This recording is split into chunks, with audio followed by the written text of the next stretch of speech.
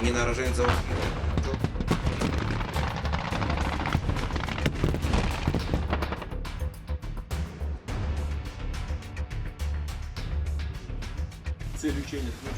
क्या अमेरिका की ये गलती तीसरे विश्व युद्ध की चिंगारी बन सकती है? रूस के कलिनिग्राद पर कब्जे की धमकी किसने दे दी? और पुतिन की परमाणु चेतावनी का मतलब क्या है? और दुनिया के सामने मंडराता परमाणु युद्ध का खतरा क्या अब सामने आ चुका है? और सवाल सिर्फ इतना कि क्या यही पुतिन का असली गेम प्लान है? दुनिया जिस मोड़ पर खड़ी है वहां एक गलती पूरी मानव सभ्यता को खत्म कर सकती है। अमेरिका और नेटो की कई सैन्य रणनीति ने रूस की नींद तो उड़ा दी।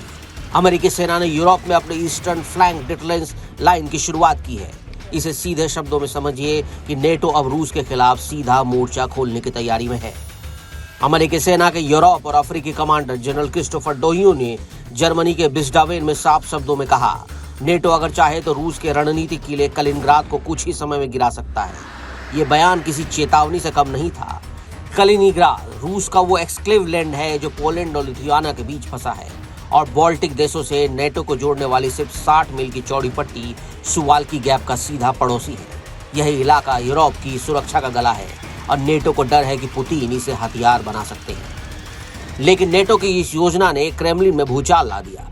रूस के सांसदों ने सीधा आरोप लगाया कि अमेरिका तीसरे विश्व युद्ध की तैयारी कर रहा है।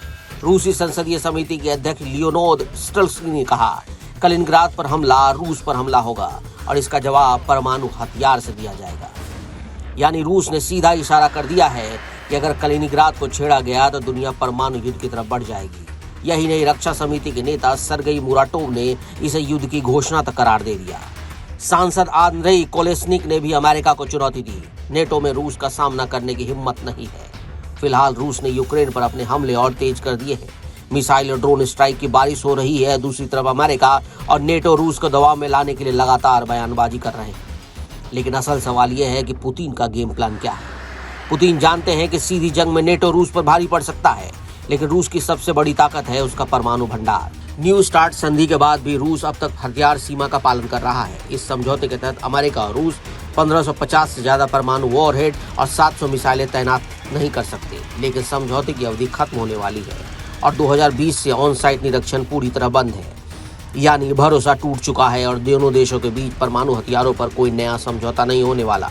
और यही पुतिन का गेम है।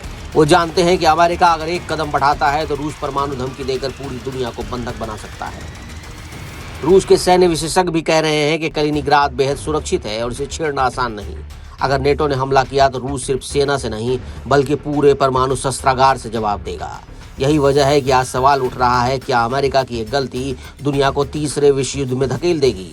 क्या कलिनिग्राद की आग पूरी दुनिया को जलाकर राख कर देगी? और क्या यही पुतिन की असली चाल है कि परमाणु डर दिखाकर अमेरिका और नेटो को पीछे हटने पर मजबूर करना?